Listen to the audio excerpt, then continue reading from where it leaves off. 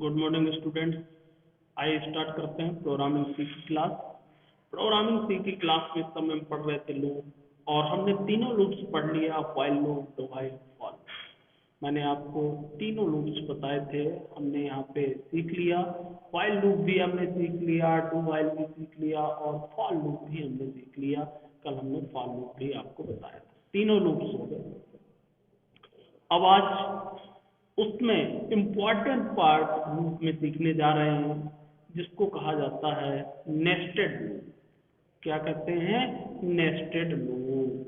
जैसे हमने पढ़ा था नेस्टेड स्विच, जैसे हमने पढ़ा था नेस्टेड इफ, वैसे ही नेस्टेड लूप भी पाया जाता है प्रोग्रामिंग लैंग्वेज में। नेस्टेड का मतलब ही होता है जब एक इफ के अंदर दूसरा इफ हमने यूज किया था, तो उसको हमने क्या कहा था? Nested if. जब हम एक स्विच के अंदर दूसरा स्विच यूज किया था, तो वो हमारा कहलाता नेस्टेड स्विच। ठीक उसी प्रकार से जब हम एक लूप के अंदर दूसरा लूप यूज करते हैं, तो वो कहलाता है nested loop. Nested loop means a loop statement inside another loop statement. एक लूप के अंदर दूसरा loop, that is why nested loop are also called loop inside loop. इसको हमें ये भी कह सकते हैं लूप इनसाइड लूप। यदि आपसे पूछता है loop inside a loop means, तो भी आपका नेस्टेड लूप है। यदि आपसे पूछता है एक लूप के अंदर यदि दूसरे लूप को यूज करते हैं तो क्या कहा जाता है, तो भी आपका नेस्टेड लूप। नेस्टेड लूप हम तीनों में यूज कर सकते हैं। प्रोग्रामिंग सी हमको तीनों लूप में नेस्टेड लूप की फैसिलिटी प्रोवाइड करता है। नेस्टेड फॉर भी हो सकता है, नेस्टेड व्हाइल लूप भी हो सकता है, और नेस्टेड डू व्हाइल भी हो सकता है। लेकिन मोस्टली पॉपुलर, जो सबसे ज्यादा नेस्टेड लूप पॉपुलर है, सबसे ज्यादा यूज किया जाता है, वो फॉर लूप होता है। फॉर लूप सबसे पॉपुलर लूप होता है, और नेस्टेड फॉर लूप को हम यूज कर सकते हैं। इसमें से हम देखते हैं नेस्टेड फॉर लूप कैसे यूज करते हैं। ये हमारा सिंटैक्स है फॉर लूप का। हम नेस्टेड फॉर पहले सीखने जा रहे हैं। फॉर इनिशियलाइजेशन, पहला, जब एक लूप के अंदर दूसरा लूप, आप देखेंगे ये पहला लूप हमारा हुआ, और इसके अंदर हमारा दूसरा लूप ये लगा हुआ है। फॉर के अंदर फॉर लूप यूज किया गया है। जो अंदर लूप लगा होता है उसको इनर लूप कहा जाता है, इनसाइड लूप कहा जाता है, और जो बाहर लगा होता है उसको आउटर लूप कहते हैं। ठीक है। अब इसकी वर्किंग प्रोसेस को समझना बहुत जरूरी है। यदि आप एक लूप नेस्टेड का समझ गए तो सारे लूप समझ गए। वर्किंग प्रोसेस कैसे होगी? सबसे पहले इनिशियलाइजेशन होगा, और इनिशियलाइजेशन के बाद देखिए क्या होगा, आपकी कंडीशन चेक की जाएगी। इनिशियलाइजेशन, फिर क्या चेक किया जाएगा? कंडीशन। यदि कंडीशन सही है तो इनर लूप के इनिशियलाइजेशन पे पहुंचेंगे, और ये भी इनर लूप के इनिशियलाइजेशन करने के बाद क्या चेक किया जाएगा? इसकी कंडीशन। यदि ये कंडीशन भी सही है तो इनर लूप के स्टेटमेंट एग्जीक्यूट होंगे, और स्टेटमेंट एग्जीक्यूट होने के बाद इसका इंक्रीमेंट होगा, किसका? इनर लूप का, और फिर इस कंडीशन को चेक किया जाएगा। ये प्रोसेस तब तक चलती रहेगी जब तक इनर लूप की कंडीशन ट्रू रहेगी। इसको समझना बहुत जरूरी है। लूपिंग के अंदर वर्क करना है, यदि प्रोग्रामिंग में डेवलपमेंट पे आपको वर्क करना है, तो यही मेन कॉन्सेप्ट है। आप जब तक प्रोग्रामिंग पढ़ेंगे तब तक ऐसे ही कॉन्सेप्ट मिलेंगे, इनमें कोई चेंजेस होने वाला नहीं है। इसलिए यदि आपका बेस मजबूत हो जाए, ये आप भी जानते हैं, तो आप कहीं भी फेल नहीं हो सकते। जैसे मकान की नींव मजबूत होती है तो चाहे जितना बड़ा मकान खड़ा कर दें, वैसे उसी प्रकार से यदि मैं प्रोग्रामिंग को आपको बेस मजबूत कर दूंगा, तो आप कभी भी प्रोग्रामिंग में फेल नहीं हो सकते हैं, ना डेवलपमेंट के कार्य में कभी पीछे हो सकते हैं। इसलिए मैं आपको बहुत बारीकी के साथ प्रोग्रामिंग लैंग्वेज सिखाने की कोशिश कर रहा हूँ। इनिशियलाइजेशन, कंडीशन, इसके बाद initialization, then condition, then statement of inside loop, जो उसके अंदर लूप है वो, इसके बाद इंक्रीमेंट, और फिर कंडीशन। ये प्रोसेस तब तक चलेगी जब तक कंडीशन ट्रू है। जैसे ही इनर लूप की कंडीशन फॉल्स होती है, ये इससे बाहर निकलेगा, तो आउटर लूप में जो स्टेटमेंट होगा उस पर आएगा, इसकी कंडीशन फॉल्स होने पे, और इसके बाद आउटर लूप के इंक्रीमेंट में जाएगा। आउटर लूप के इंक्रीमेंट के बाद फिर कंडीशन, ओके, और फिर वही रास्ता। यदि कंडीशन सही है तो फिर इनिशियलाइजेशन इनर लूप, फिर कंडीशन, फिर इनर लूप चलेगा, जितनी बार कंडीशन सही रहेगी, फिर बाहर निकलेगा, फिर आउटर। इस तरीके से ये प्रोसेस चलती है। ये हमारा जो सिंटेक्स है फॉर लूप का है, और मैंने जो समझाया फॉर लूप का समझाया, ऐसे ही ये हमारा सिंटेक्स फाइल लूप का है। मैं नोट्स में भी अपडेट कर दिया हूँ और अपडेटेड नोट्स भी आपको भेजूंगा। ओके, तो ये नेस्टेड आपका फाइल लूप है। इसमें भी जैसे कंडीशन, फिर देन कंडीशन और इनर लूप का स्टेटमेंट जो भी होगा, और ये तब तक चलता रहेगा, इसके अंदर इंक्रीमेंट भी होगा, और ये तब तक चलता रहेगा जब तक कंडीशन सही रहेगी। जैसे ही बाहर निकलेगा तो स्टेटमेंट ये, फिर इसका इंक्रीमेंट जो भी होगा, और फिर इसकी कंडीशन। तो आप एक लूप पहले समझने की कोशिश करिए। मैंने यहाँ पे डू व्हाइल भी बताया है। आप पहले फॉर को मैं आज पूरा समझा रहा हूँ, फिर व्हाइल और डू व्हाइल आप अपने से समझने की कोशिश करिएगा। वर्किंग प्रोसेस सेम होगी। यदि नहीं आता है समझ में तो फिर मैं बता दूँ। ओके, नहीं तो आप कंफ्यूज हो जाएंगे। यदि मैं तीनों बताऊंगा, आज सिर्फ अभी आप फॉर पे फोकस, फिर कल हम एक बार बता देंगे इसको फॉर पे। फिर एक बार मैं बता देता हूँ इनिशियलाइजेशन, कंडीशन, फिर इनर लूप का इनिशियलाइजेशन, कंडीशन, फिर body of the statement of inner loop, और फिर ये इंक्रीमेंट इनर लूप का, फिर कंडीशन। ये तब तक चलता रहेगा जब तक इनर लूप की कंडीशन सही रहेगी। जैसे ही इसकी कंडीशन फॉल्स होगी तो आउटर लूप के बॉडी ऑफ द लूप में, फिर इसके बाद इंक्रीमेंट, और फिर आउटर लूप की कंडीशन, और फिर से इनिशियलाइजेशन। ये फॉर सिर्फ एक लूप ओनली नेक्स्ट। ओके, मैंने तीनों को दिया है, नोट्स में दिया है। यदि आपको ये समझ में आ जाता है तो आप एक बार ट्राई करिएगा व्हाइल और डू व्हाइल अपने। ओके, अब बात करते हैं, मैं एक बार आपको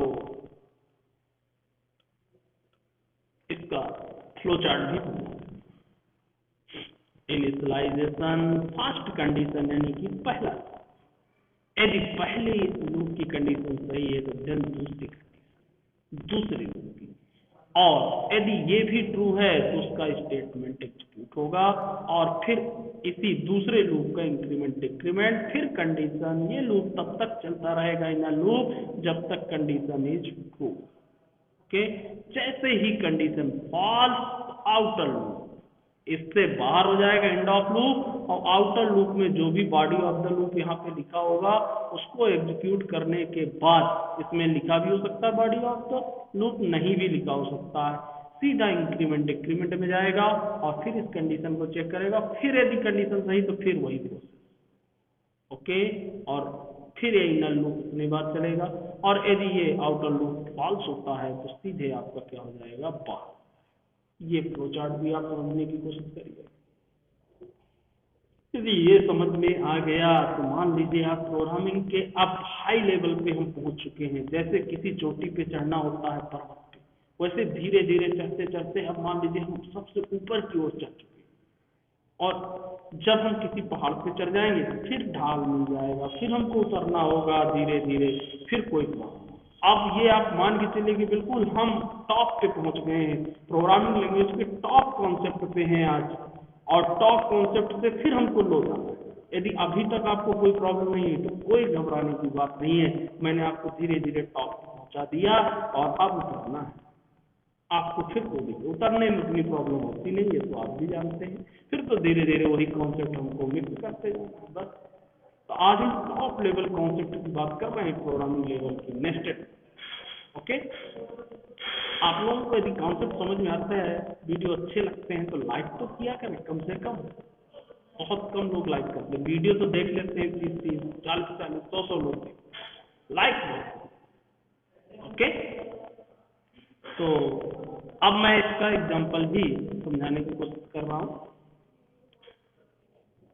एग्जांपल समझते हैं थोड़ा सा। पहले हमने एक फाइल लिया है, आउटपुट भी रखा है, फिर मैं इसका एग्जांपल बना के भी दिखाऊंगा। मेन पे गए, हमने एक वेरिएबल लिया n, एंटर किया वैल्यू को, डिस्प्लेइंग द टेबल को, enter the value of n। यहाँ पे n की वैल्यू जैसे एंटर किया 3। ओके, दिख रहा है आपको। अब देखिए क्या होगा, ये लूप जो चल रहा है i1 से लेकर n की वैल्यू कितनी है 3 तक, i less than equal to 3, i plus.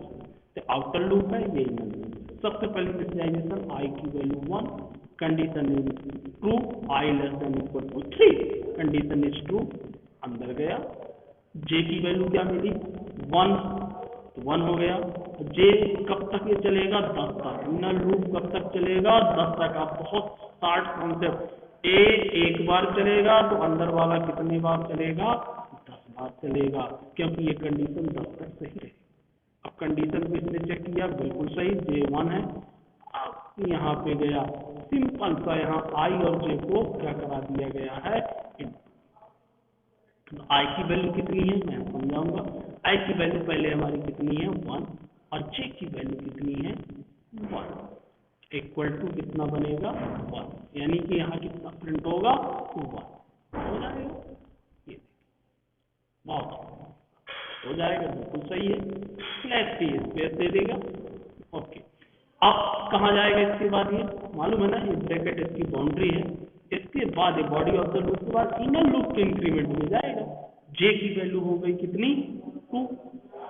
तो अब कंडीशन को चेक किया, क्या सही है? बिल्कुल सही है, ये 10 तक चलना है। तो अब आई की वैल्यू क्या चेंज हुई? नहीं, आई बराबर 1 ही है, और जे की वैल्यू कितनी हो गई? 2। तो 1 और 2 कितना हो गया? 2। ओके, तो प्रिंट हो गया। ऐसे फिर जे की वैल्यू बढ़ेगी 3, आई की वैल्यू वही रहेगी 3 इक्वल टू आ जाएगा 3। फिर आई की वैल्यू कितनी बढ़ेगी? ऐसे ये देखिए 1 2 3 ऐसे प्रिंट होगा ना, क्योंकि स्लैश टी लगा हुआ है ना। 4 5 ये कहाँ तक चलेगा? 10 हो जाएगा। ओके, नेक्स्ट, अब जब इससे बाहर होगा तो इसको क्या मिलेगा? Slash N body of the loop में। तो लाइन चेंज हो गई, 10 के बाद हम यहाँ आ गए। लाइन चेंज होने के बाद सीधा आउटर लूप के कहाँ जाएगा? इंक्रीमेंट में। आउटर लूप के इंक्रीमेंट में गया, आई की वैल्यू कितनी हो गई? अब 2 हो गई ना।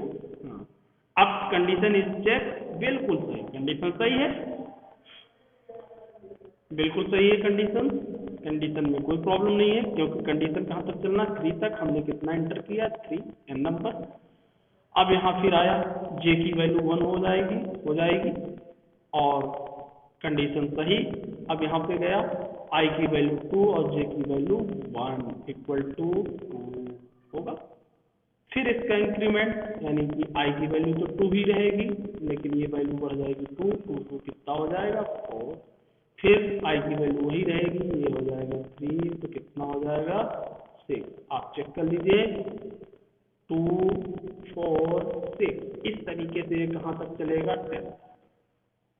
ओके, फिर जैसे बाहर निकलेगा लाइन चेंज, फिर आई की वैल्यू क्या हो गई?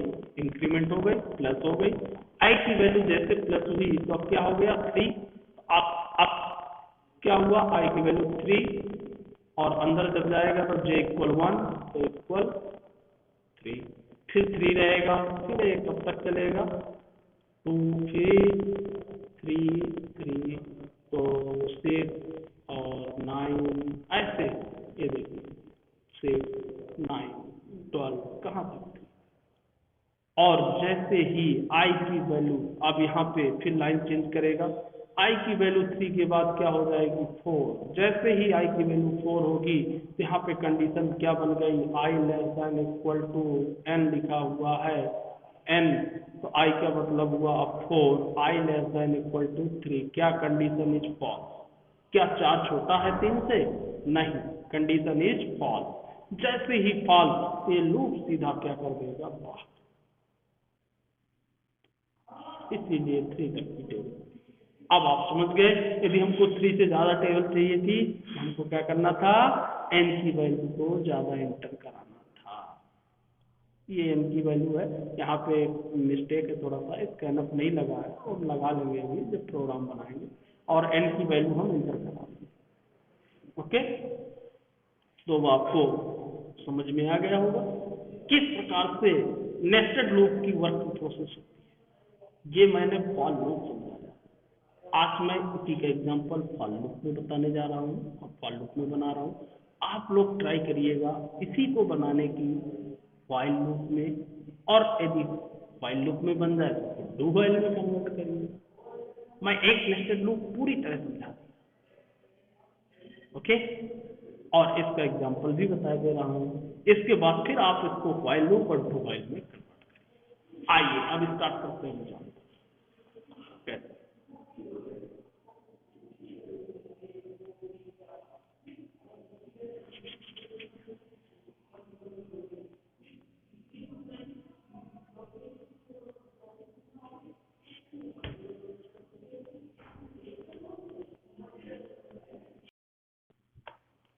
मैं स्टार्ट करता हूँ एक सिंपल सा प्रोग्राम। और यहाँ पे मैं आज हेडर फाइल न लगाते हुए मैंने आपको बताया है हेडर फाइल आप अपने अकॉर्डिंग, मैं यहाँ पे आपको वेरिएबल लेता हुआ आई जे एन, 3 वेरिएबल की हमको आवश्यकता है। Print F enter the value of N. आप ऐसा भी लिख सकते हैं, enter the table range,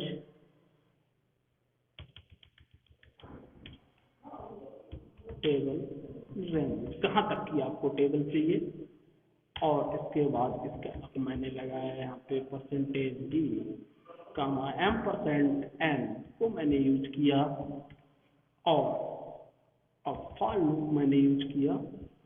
for loop जो मुझे चलाना है आई इक्वल कहाँ से चलाना है, 1 से, तो मैंने 1 लिखा comma i less than equal to n, जो भी एन हम दे देंगे, i plus plus outer loop हमारा बना। अब हम इनर लूप में मैंने जे दे रखा है, जे इक्वल टू 1 से ही चले, जे लेस देन इक्वल टू कहाँ तक चलाना है हमको, 10, ओके, सेमीकोलन जे प्लस, ओके। यहाँ पे मैं गया प्रिंट एफ मैंने किया परसेंटेज डी और स्लैश टी भी लगा देते हैं जैसे हमको स्पेस मिलता जाए। और यहाँ पे सीधा मैंने किया आई इंटू जे, ओके। और मैंने इनर लूप बंद किया, उसके बाद आउटर लूप बंद किया। और आउटर लूप यहाँ पे बंद करने से पहले मैंने यहाँ पे स्लैश एन भी दे दिया जिससे हमको लाइन भी दे दी। सेम प्रोग्राम जो भी मैंने बताया आपको। इसके बाद हमको get C H main function अपना क्लोज करना होगा और मेन फंक्शन को मैंने क्लोज किया। यहाँ पे क्लियर स्क्रीन भी मैं लगा देता हूँ, CLR, ओके। क्लियर स्क्रीन मैंने लगाया, F2 से मैंने इसको सेव किया।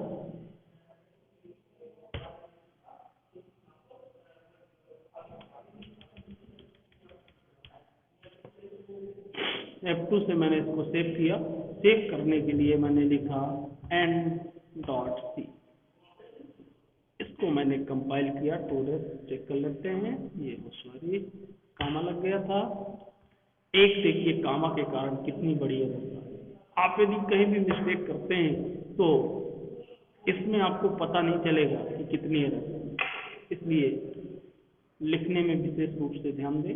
अब देखिए टेबल रेंज मैंने दिया पहले 3, 1 से 3 तक की टेबल आपको मिल गई। आप चेक कर लीजिए, चाहे आप टेबल ऐसे पढ़ें चाहे आप टेबल ऐसे पढ़ें, आप दोनों साइड से टेबल पढ़ सकते हैं।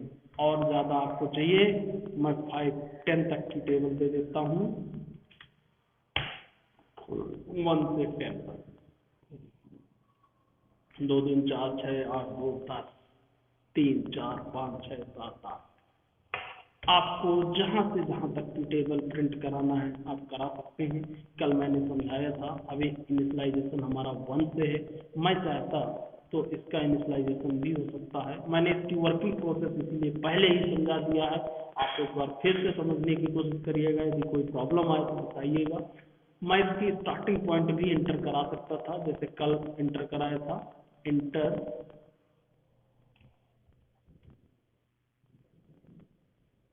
Start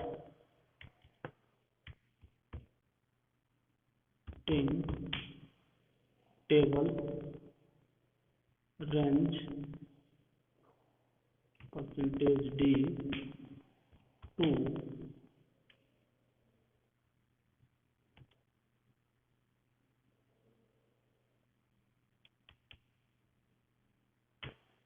table range, starting table range and मैं एक मैसेज जो प्रिंट करा देता हूँ, एंडिंग मैं यही पे लगा देता हूँ, starting and ending table range. Starting देना है एंडिंग देना है। एक वेरिएबल मैं और यहाँ पे ले लेता हूँ, टेस्ट नाम से ही मैं ले लेता हूँ, ओके, स्टार्टिंग के लिए। और यहाँ पे परसेंटेज डी मुझे देना होगा। पहले स्टार्टिंग आप एंटर करेंगे और फिर क्या एंटर करेंगे, एंडिंग। स्टार्टिंग एस में आ जाएगा तो उसको मैं यहाँ इनिशियलाइज कर देता हूँ। देखिए अब क्या मैंने थोड़ा सा चेंज किया। स्टार्टिंग रेंज आपको देना है, मान लीजिए मुझे 11 से चाहिए, ठीक है, और कहाँ तक चाहिए, 20 तक। एंटर किया 11 से 20 तक का पाथ, आप देख सकते हैं, ओके। जो भी स्टार्टिंग आप देखेंगे, मुझे 9 से 19 तक का चाहिए, 9 से 19 तक देख सकते हैं आप। 9 का, 10 का, 11 का, 12 का, 13 का, 14 का, 15 का, 16 का, 19, ओके। इस तरीके से आप प्रिंट करा सकते हैं। इसके आउटपुट को समझने की कोशिश करिएगा। ये प्रोग्राम आप बना लिए होंगे, शायद आप लोगों ने, मैंने आपको बता दिया, आप लोग बनाए होंगे। अब मैं थोड़ा सा इसको और चेंजेस करने की कोशिश कर रहा हूँ। यदि